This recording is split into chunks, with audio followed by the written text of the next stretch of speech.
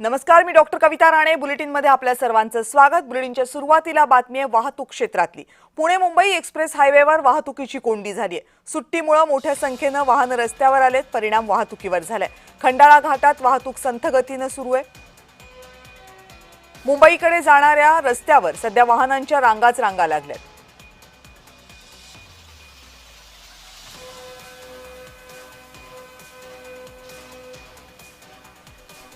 या संदर्भात आणखीन माहिती देत आहेत माझे सहकारी अविनाश परबत. अविनाश, नेमकं काय झालं, आता काय कारण घडलं? आजच्या सुट्टीमुळे हे सगळं झालेलं आहे की आणखी काही वेगळं कारण आहे खंडाळा घाटात वाहतूक कोंडी व्हायला?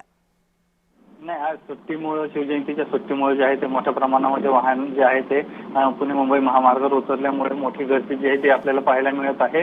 पुण्यावरून मुंबईला जाणारे असतील तर मुंबईवरून पुण्याकडे येणारी जी वाहतूक आहे ती अतिशय संथ गतीने होताना आपल्याला पाहायला मिळत आहे. गेल्या साधारण 4 तासापासून संथ गतीने वाहन जे आहे ते पुढे सरकताना पाहायला मिळत आहे.